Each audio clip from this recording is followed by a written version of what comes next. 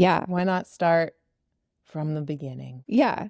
I mean, we're here to talk about all sorts of hormones and things that are changing in our bodies. We thought we would dive into the topic of periods. Periods. It feels very taboo still to talk about it. Which is funny because you think it was taboo when we were younger. It's still taboo. Except one of our friends told us today that there's a lot more celebration happening with Gen Z than there used to be.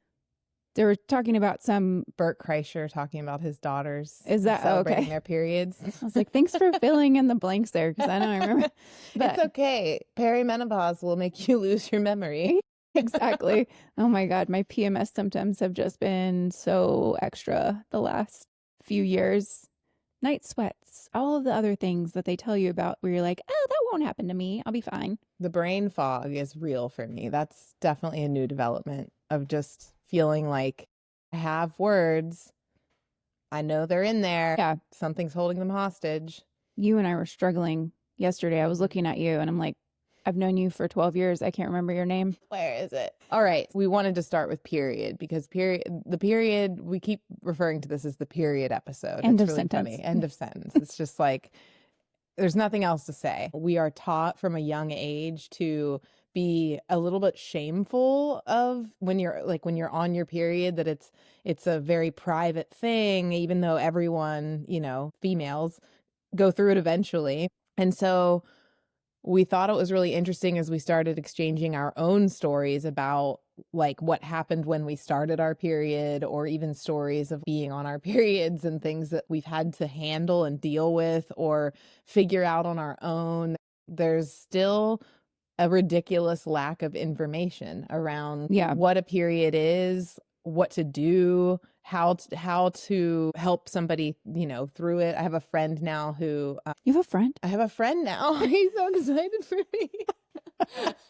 Other than you, I have a friend now who we're at the age where we have, either they have older kids or my friend is dating someone who has a daughter who is probably about to start her period. She's at the age where it's upcoming. And I just think it's really cool that as somebody who's not even a mother is really concerned based off of her own experience. She's really has a heightened awareness around wanting to make sure that if that happens like on her watch, that she handles it correctly. Mm-hmm. And so I've had a conversation with someone else who's dating someone who has kids, and it's the exact same thing. It's like her mother didn't have the conversation with her, so I'm gonna do it because it's time. Yeah. And it's like, how do you handle that with grace without stepping on someone's toes? But also it's like, this information needs to be given to this child. Otherwise, they're going to think they're dying when they get their first period. And it's funny. Which still happens. Yeah, seriously. We have some of that in our stories, I think. And I know you said that you had a bit of like a celebration. I feel like that's such a cool thing that your mom did. But I also feel like there's probably moms who think that might be too much, like over the top. They don't want to make like a big deal about it and make them embarrassed, because you're usually at an age when you start where you are easily embarrassed about things. And so it seems like for the most part what happens is it becomes this thing that people are so hush hush about, and then you're left to your own devices to figure it out. Or a health class. If you even have that. Where I went to school, we had a health class, but I don't think that they talked about periods. I cannot remember for the life of me a discussion, because it wasn't just a female class. There were boys. So I think they left that out so that they wouldn't make the men uncomfortable. Yeah. And welcome to our patriarchal society. No dress code, no rules, just BYOU. It's time to tell society that it's a taboo. You can be the youest you here in the naked room. So, you want to get started with some myths? Yes. Okay. Yes. This is pretty funny. So we started to look these up and kept ourselves from reading them all because they're just too good. And so we want you to laugh with us. So let's make sure that we cite this correctly. This is a website called helloclue.com. And that's my period calendar. Oh, how insane. Yeah. I have a clue now about when God. my period's cluing going you to in. come. So they did an article called 36 Superstitions About Periods from Around the World. And we thought this was really funny because it's so different everywhere you go. And I think we've all heard the basic superstitions or the basic myths about them, but there are some real bangers in here. So I'd like to introduce Let's you read them off. to these. Number one, this is if you're on your period, you are clumsy. I mean, I don't have to be on my period to be clumsy, but maybe. Number two, tampons will break your hymen and make you impure. Yes. Okay. That's I am thank so you, impure. Catholicism. Number three, you can't take a bath when you're on your period. Stinky. I have broken that rule. I have proven that wrong. That is not true. Number four, Please take a bath. everybody gets PMS and it always manifests as crankiness and irritability. Yeah.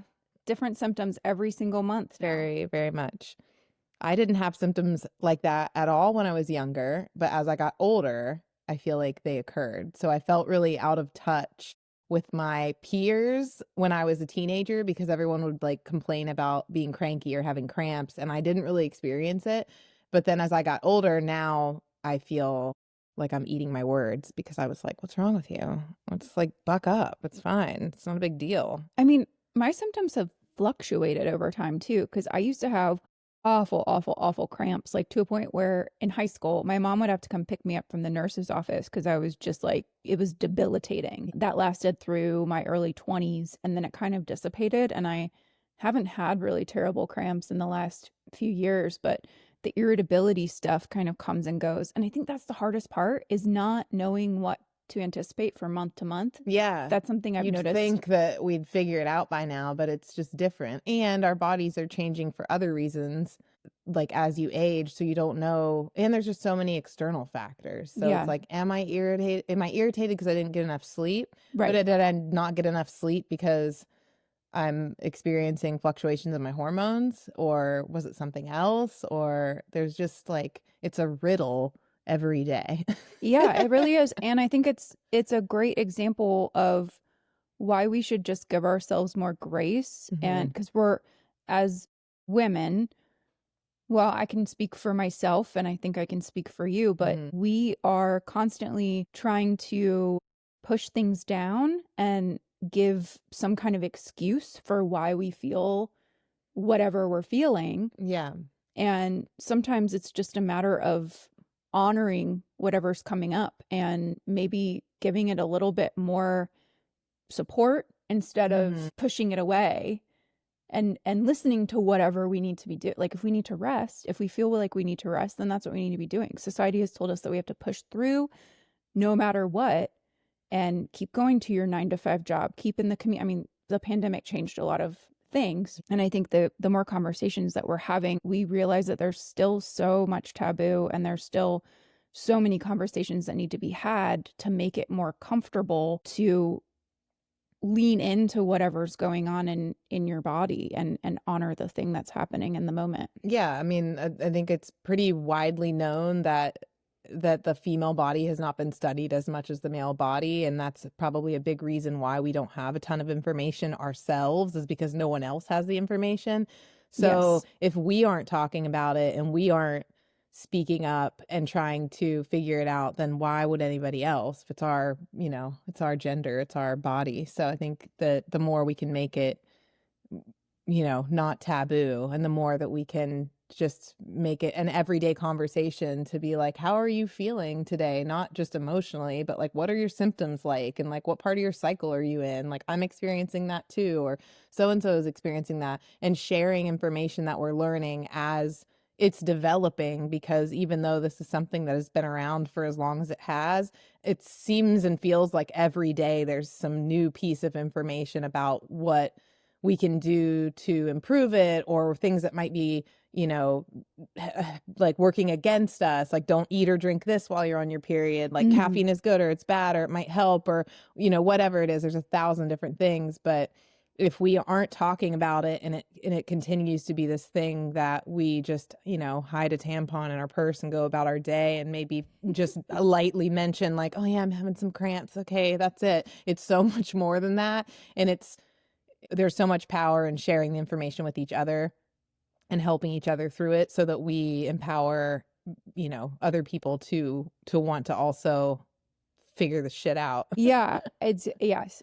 Gosh, you talk about throwing a tampon in your purse. I remember in sophomore year of high school, I accidentally dropped a tampon in the middle of like the lunch quad, like the outdoor. We had The two record screech. Yeah, exactly. We had two quads at my high school where people would sit outside and have lunch.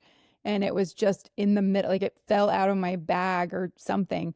And I had that moment of like, do I just walk away? Just waste a perfectly good tampon. Do I scoop it up really like stealthily? Oh yeah, I have hidden. I can't remember what I did. The amount of thought that would go into, I mean, now I'm to the point where I don't really give a shit anymore, but in high school, for sure, the amount of thought that went into like what outfit I was wearing and if it had a pocket where I could like easily hide a tampon if I had to walk to the bathroom, or the cleverness and stealthiness that goes into trying to get one like out of your locker and put it in your pocket and walk. I remember a couple times like seeing a girl get up from the classroom and like walk proudly with a tampon in her fist to the bathroom and just being like, what a queen, like just like not giving a fuck. Damn. But feminist, like feminist in training. Actually, she's already a feminist. Amazing. But that was rare. Like most people were so ashamed and still are. And it's why even as grown ass women, like I know. So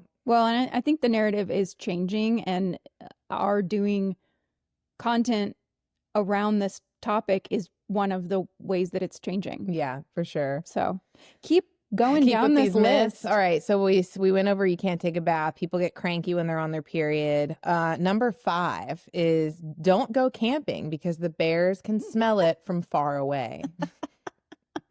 That is a myth. That is a myth. Just want to hit that point home. It is a myth, but I will tell you that I am here to admit that we went camping.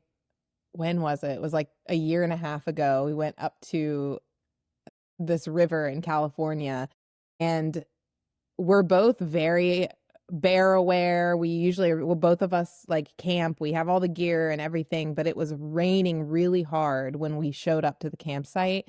So we kind of rushed to set up our tent. We weren't super careful. And we had both of our dogs with us. And I realized as it's pouring rain and we went to sleep that not only was the bear spray in the truck kind of far away from the tent, but anything I had to protect myself. And I even think because I was on my period, I had snacks in the tent. But not only did we have snacks in the tent and was I on my period, but Tater Tot, our dog, was in heat. So in the middle of the night, I could not sleep because every noise I heard, I was like, it's a bear. Like, what is that outside of the tent? I would have been nervous. I was nervous. And I kept telling myself, like, it's just a myth. Like, yes, the snacks for sure could attract, and like not having my, not having the bear spray and things. But it's funny that stuff just sticks with you. And I had to kind of like remind myself that her being in heat and me being in heat was not going to affect us. Oh my God. All right. Number 6, don't perm your hair until after you've had your first period. What the hell is that one? It's interesting. So I went to cosmetology school as one of the many things that I've done in life. And there are things that can affect your perm, but your period is not one of them. Using Sun-In, like the spray we all used to use when we were younger, like something that lives in your hair that's a chemical, but if you're on your period, you're okay. But also don't perm your hair. I think that's coming back. It kind of is. That's true. I mean, perm your hair. And went already. Everything goes so fast. Do your thing if it's for you. But number 7, if you touch any vegetable before or during the pickling process, they would not pickle and they will go bad. That is so specific. It's I want to know what specific, country that came from or what culture, because that's silly. Number 8, you can't be in homes or have contact with anybody. It's like you're a fucking vampire. But that's what I want sometimes. I know. I'm like, yes, red tent, tap out. It's true. It gets to a point where it's like maybe we would benefit from some of these. Like if you really, it's dangerous for me to come into work if I'm on my period. Oh my gosh. Oh, okay. I remember this one. Number 9, you get slapped on the face when you get your first period, so you have beautiful red cheeks all your life. So these are not only just, this is basically a mixture of myths and ceremony. Like, Yeah. what's I the would word I'm save looking tons for? of money on blush though over It the years. would. It's You know, it'd be true. so nice. Save makeup, slap somebody in the face. I think we missed the boat, but do you think it would work now? Like if you just slapped me? Yes. She didn't actually slap me. Number 10, if you shower with hot water while on your period, you will have a heavy flow. Interesting. You know, I would say that I could crack this, but I don't make a habit out of showering with cold water.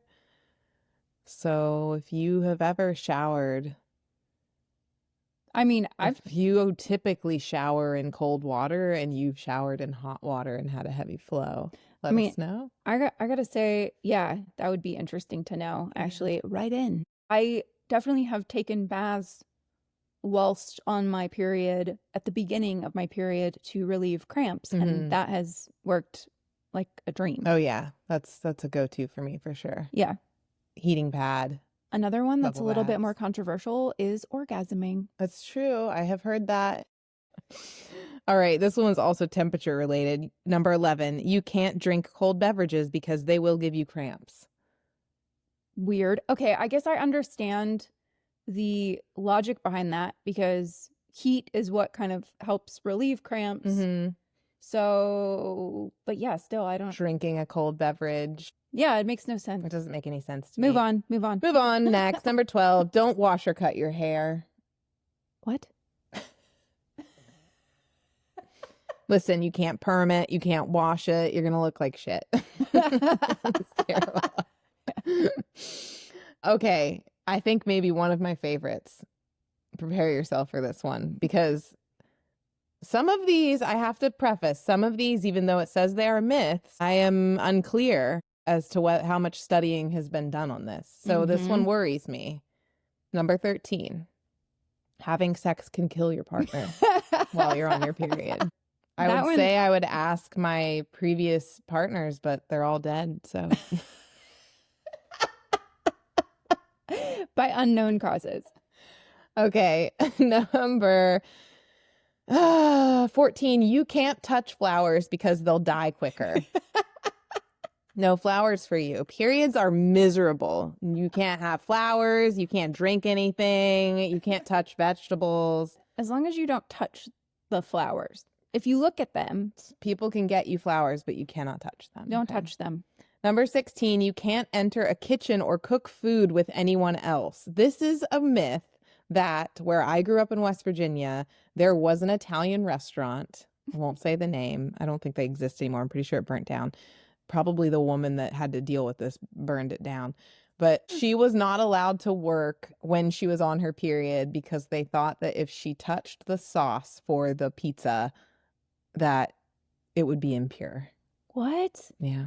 Okay, is this like a religious? It must be. thing, And this was or- in the early 2000s. Wow. That's another one, though, that like maybe you want to lean into that sometimes.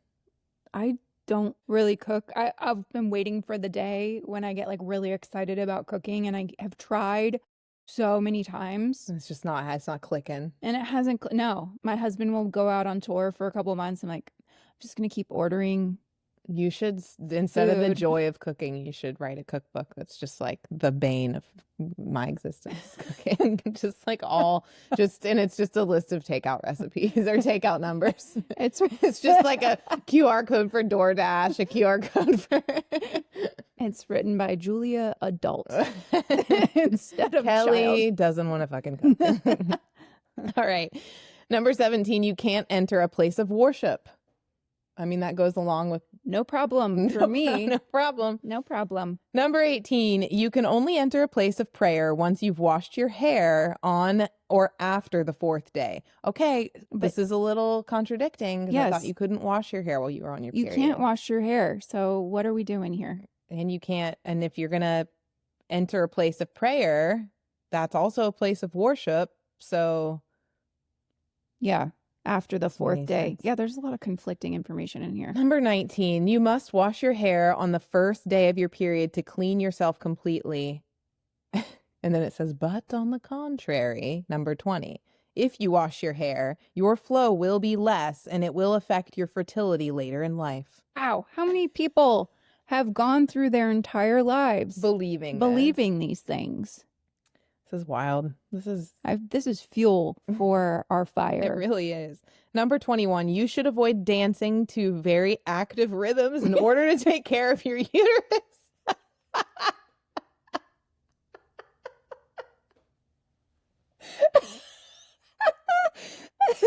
Endearing. We can only slow dance, okay? What's Oh my considered God. an active rhythm? Oh no, no jazz standards for you. Okay. Oh my God. Okay. Number 22, don't paint your nails, wash your hair, or drink lemonade. I love lemonade. I drink it all the time when I'm on my period. Wait, so we're not supposed to have lemonade? No lemonade. And don't wash your hair and don't paint your nails. Wow. Okay, they're really driving this one home, guys. Number 23, you can't wash your hair. What the fuck? I just want to know the thought process behind this. Number 24, you can't walk barefoot. You might get cramps. What? In your feet or in your uterus? What? I walk barefoot a lot. I do have bad cramps though. So maybe I should try these. I don't know. I walk barefoot a lot and I haven't had terrible cramps, but I did just take 3 Advil this morning. So maybe if you do those two things sorry. together. Oh, you got a good one? I read ahead. Okay, I'm going to try to keep a straight face. You won't have to worry about this because you don't like to cook. But you do like to do this because we've done it together. Number 25. You can't make whipped cream. It'll curdle. So good. Last Thanksgiving. Was it last Thanksgiving? Yeah. We sat there and did it old style. I might have been on my period and it was fine. Yeah. Okay. We passed it around. It's really good for forearms. So good. Number 27. No, scratch that. 26. We skipped one. If you take a bath, your bleeding will stop, and stopping bleeding is bad for your health. I'm like, okay, it is interesting. Whenever I've gotten into water, it does. I've heard this before. Like if you go swimming on your period, you're bleeding, like you won't bleed. I wonder if that's actually a thing. We should look that up. I feel like that's not correct. Or maybe it's like, I feel like I've had experiences that prove that wrong. oh, okay. Maybe you'll have to tell us about that one. On our next episode of. All right. Number 27. When you get your first period, you need to wash your face with the first menstrual blood to Oh, no. have clear skin. This is like that vampire facial that the Kardashians were. Was it just Kim? I'm not really up on the Kardashians that much, but I did see that one. But that's not, is that their own blood or is Yeah. that, it is? Yeah. Use your own blood. I've think- heard of or is using. it salmon blood? I Is think it it's salmon blood? salmon sperm. Salmon- No, but oh, that that's a wouldn't- different one. Yeah. Salmon vampire sperm is- facial. Is a different facial. Yeah, vampire facial is like, I think it's your own blood. But is it your menstrual blood? No, Right? it's not your menstrual No. blood. There's a couple of really good short ones here we're about to rattle off. Dough won't rise. Number 28. So no whipped cream, no baking. Number 29. You cannot touch plants. B. That's it. They don't give you an explanation. Just don't touch them. I feel like there's a theme here that we keep getting the same. Also, like, it would be really interesting to dive into, like, where these myths began because Maybe we should do that in another episode. Just do like Well- pick a few of them. Like the hair washing thing and the plant. Like what? Well, and speaking of like the patriarchy, so many of them, it feels, and I could be wrong, it feels like they're things that men would have been grossed out about and been like, don't touch this. Yeah. But also, they're all things that are like homemaker. Don't bake, don't wash your, like, don't look pretty, don't bake, don't cook food, get out of the kitchen. Well, people used to be. Maybe women did make it up for themselves. I like that. Well, they used to spend time in the red tent. And if they have sex with their partner, it would kill them. Oh yeah. I could see some Oh my God. sassy, clever bitch being like, you know what, honey, actually. It's the 1880s and you can't shower and yeah, you're like, stay away from me. You'll die. I don't want to kill you. Okay, these are getting so good. Number 29. Oh, no, number 29, you can't touch plants. We did that. Number 30, everything you cook will be a disaster.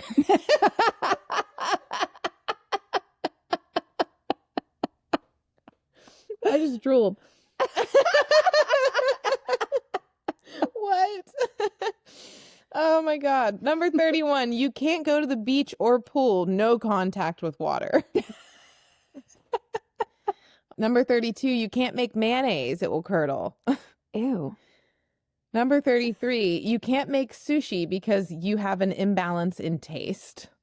What? What? These are so specific. Number 34, you must blow dry your hair after a shower.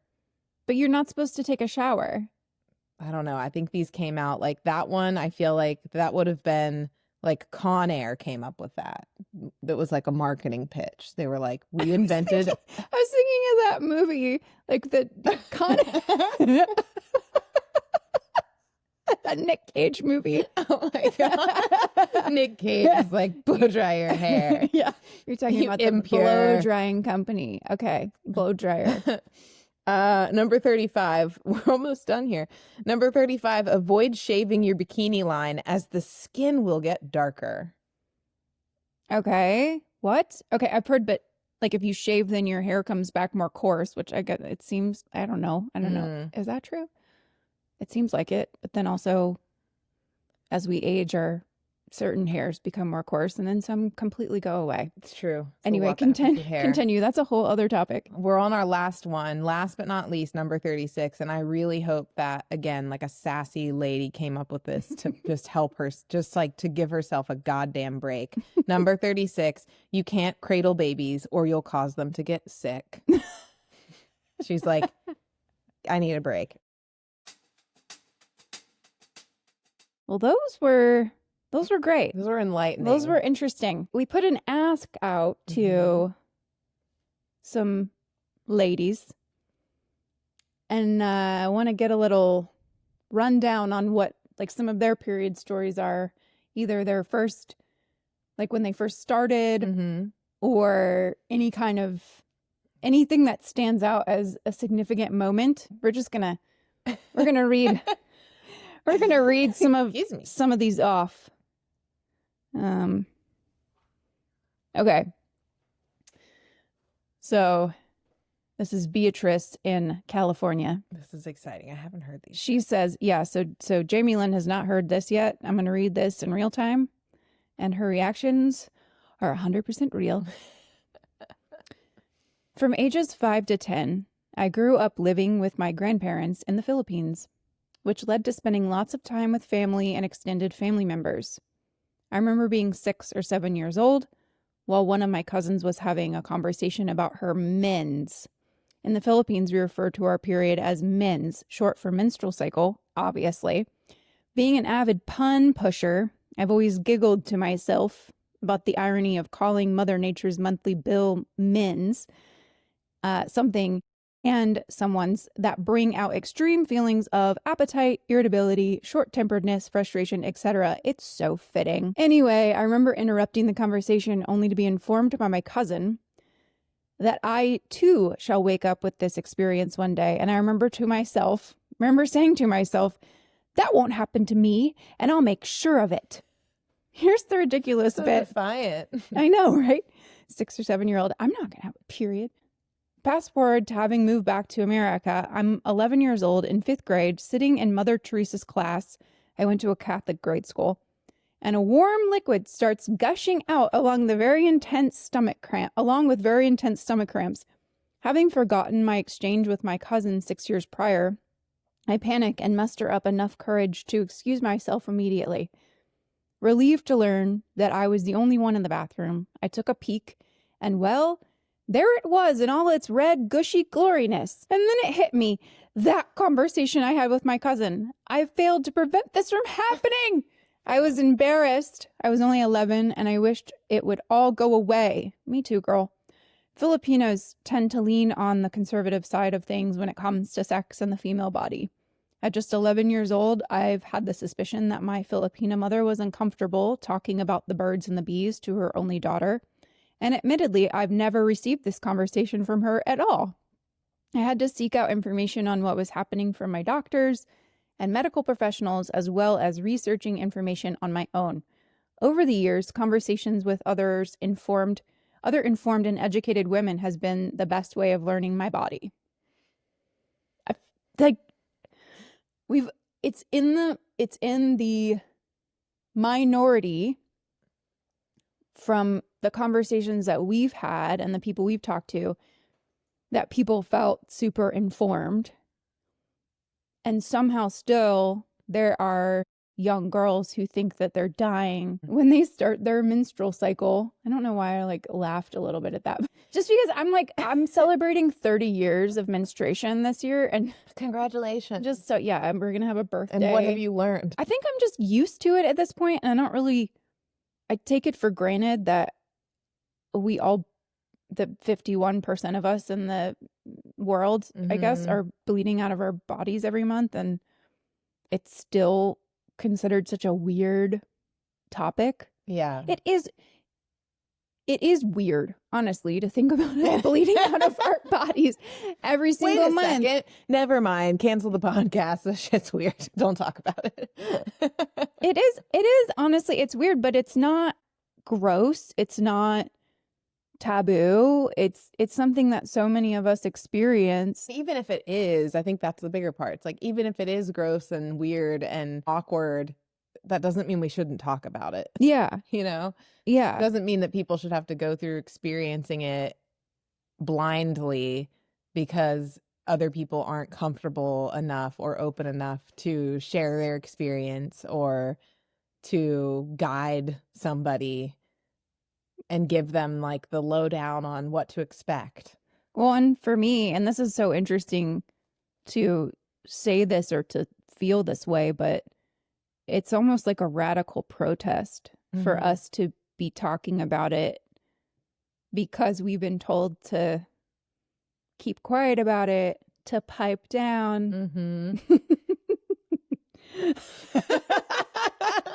to be hush hush. And that programming has come from living in a patriarchal society, but also it's been programmed in us as women that we're not supposed to talk about certain topics.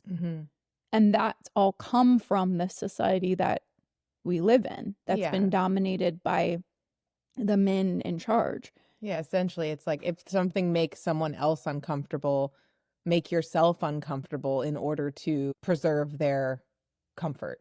Yeah. I mean, one of our mutual friends told me about this book called On Our Best Behavior, and I read through it. It's about the 7 deadly sins and how they've...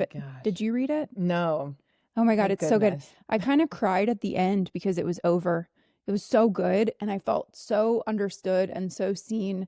It's Elise Lohan, I think is the name of the author. It's a New York Times bestseller, but I read it at the beginning of last year. When you first started talking about it, I thought you meant that it was a serious book, no, an old book that was no, here's not what to do. No. So that you're a good girl. No, she breaks that down, and she talks about how women have been taught to vilify each other and fight against each other and we need to be lifting each other up. And a lot of us don't trust each other. And that's been because of a lot of programming, but it starts off with a history of the patriarchy and how we got to where we are now.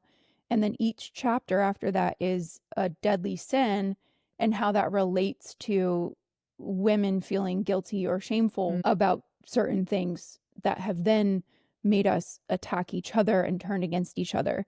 And then she adds an 8th deadly sin, sadness. And so it's anger, sadness, and there's this interesting double standard for men versus women with anger. Like, we are not supposed to show that we're angry, and men are not supposed to show that they're sad. Everyone should read that book because it's incredible, or just listen to it, whatever.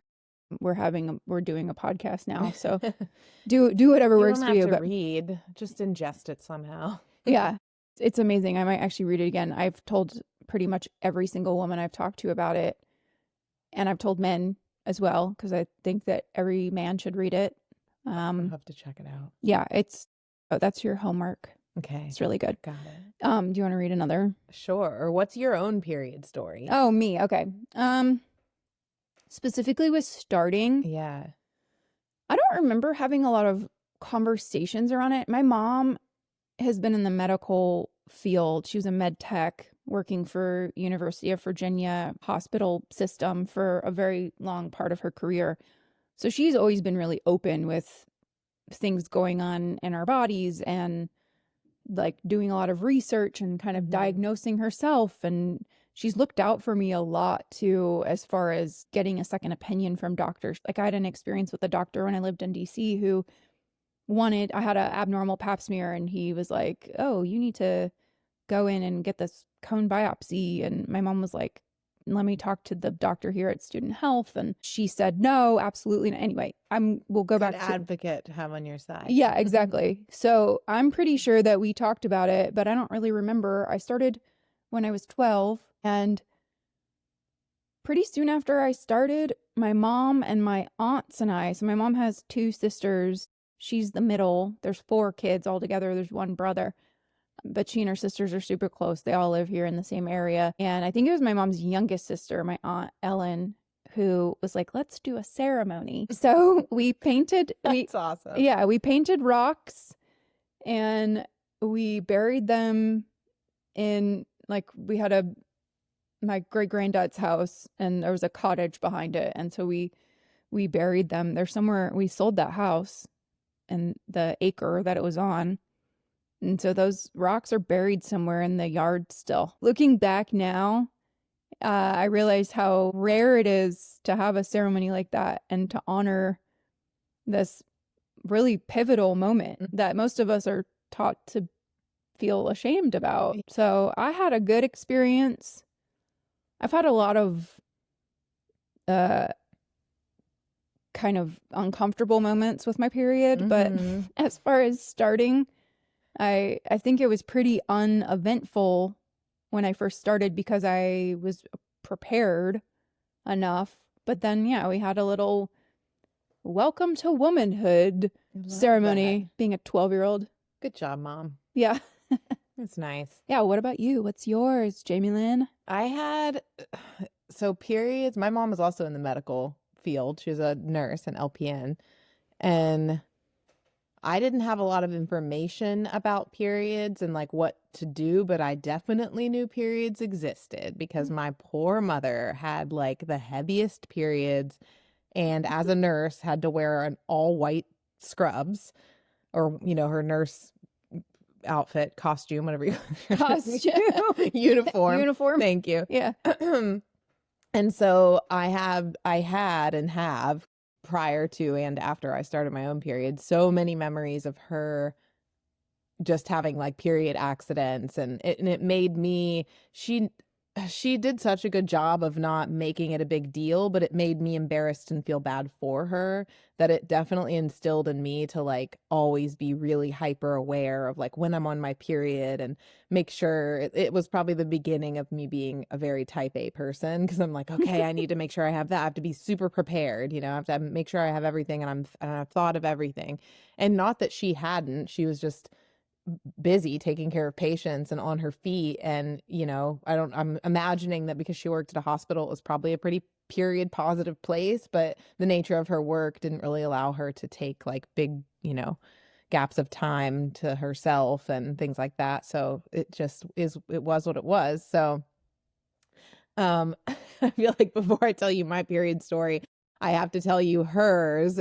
So I reached out to her because what I've noticed in us asking our like female friends is that a lot of women, I think in my experience, don't remember their personal like period story when they started, but they remember a lot of the traumatic events that have occurred because of their period, like having Mm. accidents or dropping a tampon in the middle of the quad, whatever it might be. So it was interesting that most people wrote back with just a experience of being on their period and something that happened. And so what that told me is that a lot of us have kind of blocked it out. Like as far as like when you started your period, it was such a non-starter or it was so traumatic that it's not this like really vivid memory. I do happen to remember starting mine. And because of my mom's experiences and just feeling like she constantly always had like period accidents and was coming home wearing like the green doctor scrubs instead of what she went to work in, that I started my period. I was 12 years old. I was in the bathroom and I'm pretty sure my mom was like in there getting ready. We had one bathroom. And I don't even know if I understood what was happening. I think I just like wiped and she was like, "Oh, you started your period." Like that's what just happened. And I think I might have like cried. I'm pretty sure I was like, "Shit." Like I didn't want this to happen. But then the funniest part that I remember is that and I don't think it was my mom's intention to not educate me, but she just I think was so busy, and because probably her as a woman had also been taught to just like deal with it and move on. It's like a non-starter. It's just like you just go through life and it is what it is. I didn't understand that a period was a cycle. And I understood that when she was on her period, she ruined all of her white pants. And so I had just been given a bag of hand-me-downs from one of our like more well-to-do neighbors. We were pretty broke when we were growing up. And so they gave us this bag of clothes and there was like this really cute pair of white like Gap pants. And I was like so excited to wear them to school. I was like, this is like I'm gonna have a cool outfit finally. And I hadn't gotten to wear them. And then I started my period and I remember like telling my mom that day, I think that was what made me start crying. I was like, "Mom, I'm so upset. I'm not going to be able to wear those white pants." And she's like, "You wanted to wear them to school today?" I'm like, "No, I can never wear them." And she's like, "No, no, no, no. Actually, like it's a cycle. This doesn't happen every day for the rest of your life. It's just, a week at a time every month." And so I thought that was pretty funny, and we had a good laugh about it when we were reminiscing. But in reminiscing about that with my mom, she reminded me of a few other of her traumatic stories, one which I will share with you because I think you'll get a kick out of it. So because she had all of these accidents, we had we had at the time one of them.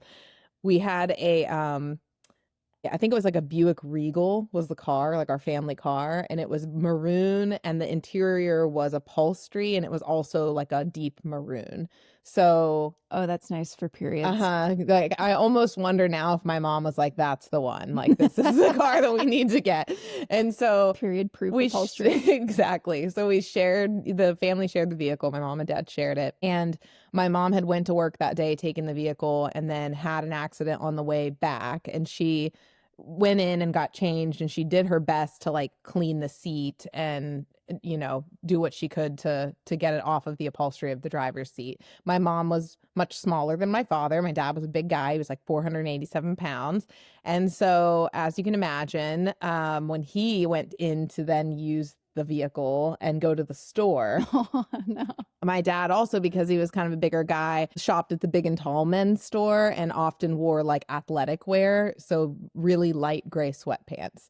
So he Oh, sat in the car, drove to the store, went into the store, and somebody noticed and thought that he thought it was like a health emergency, like that he had some sort of like awful hemorrhoid issue or something, oh like, God. or something was happening that he wasn't aware of. And so Thankfully, my dad, being my dad, just like came home and told my mom about it. And she said they had like a really big laugh about it, that he was just like out in the wild in our small town, walking around in light gray sweatpants with his wife's period blood all over the back of his pants. And so she said that that was one of many times that that happened. So it's just interesting. It's like, I don't know, we just have to think about so much more. And even when you do plan ahead, there's just sometimes you just can't, you can't get ahead of it. No. It's coming for you.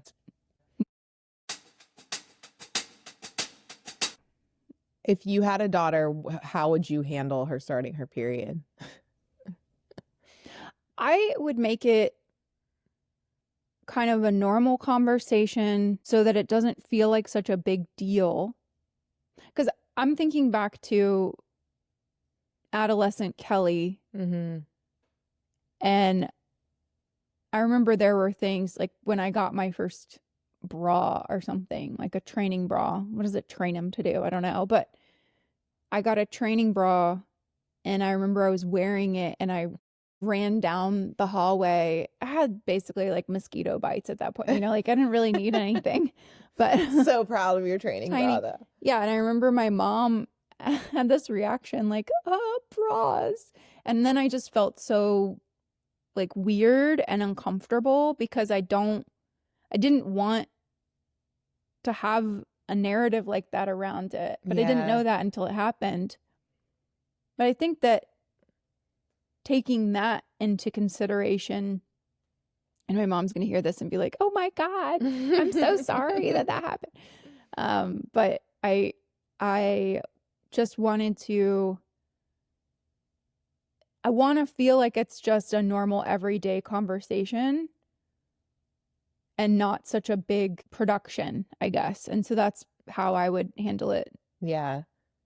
Just make it feel like a normal thing. Your story about bras reminded me that I had a friend in high school who she had big boobs. Like she needed bras. It was obvious.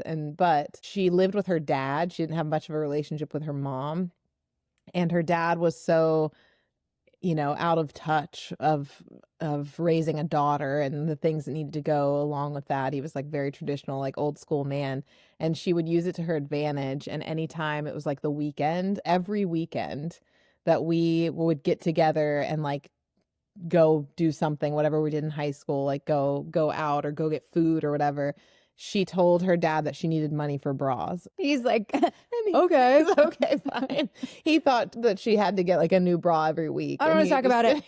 No. Here you go. Throw money at you. It was so funny. That's really funny. Yeah, I think that, we've talked about it. Our biggest hope is that by doing this podcast and like shedding light on these topics more actively and normally, that there'll be more young girls and women in the world that are, like that girl in my high school that proudly carried her tampon to the bathroom. Like, like that it's not something that like we already have too much shit to worry about and on our shoulders, that we don't need to make this something that's so stigmatized and so taboo that it's just yet another thing on our plate that we have to hide or be shameful of or be confused about. We want to speak up about it, and we want to be louder about it, and trying to learn from each other and educate each other and those younger than us so that they feel more prepared and less weird about it. Yeah. I think it's nice to be able to talk about it openly, but also talk about how ridiculous some of the stuff that we've gone through. Yeah. Like, Oh, I'll read yeah. another story because it's just the amount of misinformation that we've gotten over something that it's just so Yeah. normal. It's just funny. It's nice to highlight the ideas that we had back when we started our cycles for the first time, but it's also good to use them as education going forward of like Mhm. like we talked about all these myths, and now basically everyone who I'm reading these stories from. It's like we're existing in myths. Yeah, You know? there was some myth that they really held to heart or took to heart, and it affected them and their experience. Yeah. Um, this one's from Nikki in California. She says, I didn't get my period until I was 16. So in period years, I was elderly. And I was so proud to not have my period because I associated getting your period with the end of growth and height. Okay. And my family's all very tall, and I was obsessed with wanting to be 6 feet tall. I don't know why. I just thought that was like a solid height. In my tall family, I would be like taller than my mom, but shorter than my brother and my dad, and it would be like perfect for me. So every year that I didn't get my period, I was like, I'm still growing. It's going to be so tall. This is amazing. And also, and so I remember that moment where I went to school and we were walking with my friends to the track for gym class, and my girlfriend was like, have you got your period yet? And I was like, no, bitch, I'm still growing. She was like, okay, that's weird, whatever. And anyway, I ran the fastest mile of my life that day. I beat all the boys. It was like 6 minutes. JK, that's like Usain Bolt. But it was between 6 and 7 minutes, probably closer to 7. But I don't know. It was over 7 minutes. Now it's over 7. And It was like 12 minutes, but yeah, she was like walking. And I just kept thinking, God, thank God, I'm just still growing. I'm busting out these awesome short miles. I'm going to be like the most brilliant athlete because I'll be this tall, non-period having high schooler. Well, lo and behold, like a week later, I got my period at school. Thankfully, it was not like the floodgates opened, but it was like wear my pants a little wet and went to the bathroom. And my first thought, of course, was, are you fucking kidding me? I'm going to be so short. I cannot be done growing right now because I was only 5'10". At 16? 2 inches to go. I know. I was so pissed. I went to the office. I called my mom. I was like, you need to come get me. I was like that angry. You need to come get me. And she was like, why? And I was like, I started my period. She goes, okay, I'll be there in a minute. She drives to school. I'm standing outside the high school doors, all of a sudden the age of a 4-year-old, so pouty. And she pulls up and like, get in the car. And I slam my ass down the seat. She's like, are you okay? And I say, and all I say is, I better not be done growing. She just like stayed totally silent and drove all the way home and never addressed it. Oh no. So that's like how I got my period and my attitude towards it. And then as far as dealing with my period, I could never put a tampon in. I sat on the toilet with my mom, like outside the door, trying They to... both fit on the toilet. They both fit on the toilet. Mom was trying to guide me and help me do it. And I was like crying. I was like, I can't get it in. Like, it's not going. And she tried to coach me. And then eventually she came in to try to help me. And she was like, you just need to like push the thing in. And I was like, I can't do it. Well, I was still a virgin at that point. Nothing had ever been shoved up there. I was told I needed to break my hymen to get the tampon in. And all I could think was, I'm supposed to break through my body with this weak ass tampon. Are you kidding me?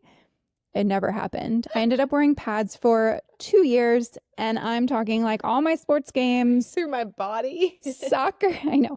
All my sports games, soccer, basketball, track, during my periods, I would wear these pads. It was god awful. And all I could think was, I wish I could shove a tampon up there. So to make the story even longer, I just obsessed about eventually being able to put a tampon in. And the only way that I was able to put a tampon in was when I got like my serious boyfriend, where he ended up going past first base and he serious. he did a little up there with his fingers, you know?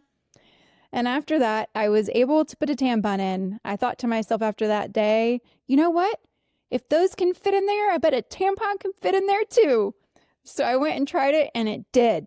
So yeah, ever since then, I was able to wear tampons, and my period story wraps at that point because it was a pretty successful experience from there on out. Sort of wraps. That's phenomenal. But she also says, as an aside, if you ever want to do an episode on trying various blood catching devices, happy to participate in that one too, because I've tried them all and there's a lot of gory stories with those too. Oh no. Like Diva cups and things like that. Yes, which I love. I had a referral from a friend a couple years ago and I switched over to the Diva cup, and it was weird the first time I used it because I don't even care about TMI. I'm just going to say it. Just let it rip. I just got, like, with the tampon, there's the string Yeah. and you have to like move that aside when Yeah. you're going to wipe, right? Mhm. And so the first time I remember I put the cup in there's no strength. So I was like, what is going on down here? This is weird. Yeah. But then after a couple of days, I got used to it and now I freaking love it. Yeah. The only thing that's strange about the cup is you kind of just have to time it out because you don't have any awareness of whether or not, like, unless it's full or already empty. leaked. Yeah. Yeah. But it's been really freeing. The only thing that's not freeing about it is if you're in a public restroom and you need to get rid of that thing. Yeah. Get rid of the contents. I love Thinks. Or now there's so many different brands, but like period underwear. Yeah. I just I haven't used live. those, but you love those. I live for them. I was telling my mom when we were having our discussion, I'm like, I wish they would have existed when she needed them because I think it would have like helped her so much. It's just like such a good like it's like a great safety net. I mean, I'm sure so many people use like exclusively just the period underwear, but for me, I can use them in addition to tampons and feel like there's just like a, you know, a safety net for if I need to change my tampon and I can't get there soon enough, which Yeah. happens. And also at night, like I used to wear tampons to bed and now I just wear Thinks. Shout out. It really makes you Thanks. think. Makes you think. We are now accepting sponsors now. Dun, dun, dun, dun. This episode not brought to you by Thanks But could right be. now. Yeah, but could be. You could get in on the ground floor of sponsorships. This is something that I was confused about until I got on Clue Period Tracker. Shout out. Hello, Clue. Hello Clue Period Tracker. You can like track what your flow is and whether or not you're spotting. They don't count spotting as part of your period. So if you have 2 days of spotting, you technically haven't according to Clue, you technically haven't started your period yet. And that was enlightening to me. And then I've also been enlightened by, like, I never understood anything about the phases until Curtis and I, Like recently, yeah, like as an adult. yeah, until Curtis and I, because you have to care to do your own research. Do we remember menstruation, And the period is the beginning of the cycle, right? follicular? Day 1. Yeah, because Yeah. I'm at the end right now. So menstruation, follicular, ovulation, luteal. Wow, good job. Yes. I did it. So both of us are like on the Took last me day. goddamn near 40 years, but we Yeah. got there. No, but I started to understand. I still didn't know what the names of the cycle, the 4 different cycle. I don't think that names the were, but- general public's been talking about it until very recently. Yeah. Or doing like IVF or trying to get pregnant. I think that like Yeah. that's, it comes up in conversation for women who are experiencing that. But Well, as just a general run of the mill lady on Yeah, your goodness. period, wow. I am sweating right before my period. No, yeah, just generally, like, why? You just wait until, you're like, I got cramps, or I just feel like I was so unaware of what to expect. And then it was when my husband and I tried to start, we tried to get pregnant, and then I started getting a lot more educated during that time. I ended up having a chemical pregnancy, and then it just hasn't happened. And we decided that we're okay with that because we chose not to do IVF or use science. And I'm fine being a fun auntie, a faunty, because I realized that my reasoning behind wanting to have kids was societal pressure. And I would love to have given my parents grandkids, but they get a grand dog. Yeah. And maybe- gifts are cool too, probably. And I gifts. love gifts. Gifts, yeah. But I learned so much at that point because there's this idea that you can get pregnant so easily. Be careful. It's literally like you have this little window of time. Some people are obviously a lot more fertile than others. We could do a whole other episode Yeah, on we'll pregnancy. We'll do other episodes on that, and we'll talk about the chemical pregnancy and all the things that happened with my thyroid and yeah. Anyway, there's so much to unpack. there's a lot of things to unpack, but back to the cycle. Yeah. I had no idea. So I wasn't aware at all. And I feel like that's probably the majority of the population. All right, we have one more period story. This comes from Emily in Virginia. Mm-hmm. And she says, my mom didn't show me how to use a tampon. I think she just expected that I would read the instructions on the side or something. I was in 7th grade, but nobody really said much. My aunt was with me and we were skiing in Colorado. My aunt was like, yay. And my mom, I think was like, this is great. And that was it. But I remember thinking that this was probably, I think this was 6 months later. I was trying to use a tampon. I didn't know how. I still have a little bit of shame about it because I didn't know that the cardboard part was an applicator and that you took that part out. I held the tube that the tampon was in, used the stick in the middle, and then took the stick in the middle out, but left the cardboard in and ended up staying in my body for a while. I was like, I don't know what's going on. I thought it was weird. It was just a weird period thing. But they pulled it out and it was cardboard. And my friend was actually visiting from Washington, D.C. for the first time because her dad lived there and she got to bring a friend with her over Christmas break. And I wasn't at home when this happened. And she responded that you didn't know. And I said, oh man, I'm dumb. So yeah, I guess I have a story. I forgot about it. Nobody told me.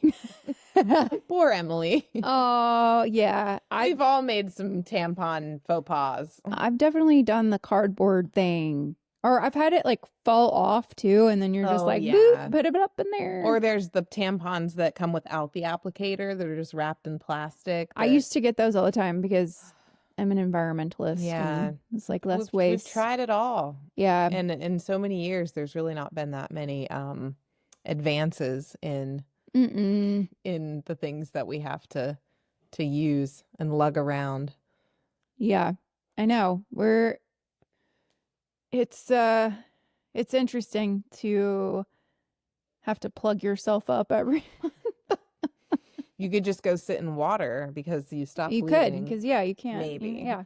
Not sure. I think we should wrap up with letting our listeners know that in some of the research that we did, we discovered that there is a company that supports other companies making period-friendly workplaces. Yeah, it's periodpositiveworkplace.org. And they have a list of all these different companies that are that have joined on to be part of the Traeger is on there. That's amazing. Yeah, Traeger grills. Period Texas Instruments. So what makes a period friendly workplace, we discovered, was that these are workplaces that have committed to making sure that they provide period products, which is pretty huge. Yep. That's pretty great. That they have adequate bathroom facilities, that each bathroom has a place to, oh, wow, I'm reading this now, that has a pit latrine or a toilet in a well-lit, well-ventilated, safe area with a locking mechanism, hand-washing facility that includes clean water and soap or sanitizer, toilet paper, and a waste bin. There has been so many times that I've been in perfectly nice bathrooms that don't have a waste bin in the stall. Yeah. Wait, you've been bathrooms that don't have a waste bin? In the stall. I think that a lot of times if it's oh yeah, they usually have the little put your sanitary products or whatever it is. Yeah, don't flush down the toilet. Or sometimes even friends' guest bathrooms. I feel like that's something that I'm always hyper aware of, is to make sure that there's a little waste bin that's noticeable, that's not tucked underneath of the bathroom cabinet. something. Yeah, an know? extra TP. Extra TP for sure. And then the last thing that they have to do is notify Notify.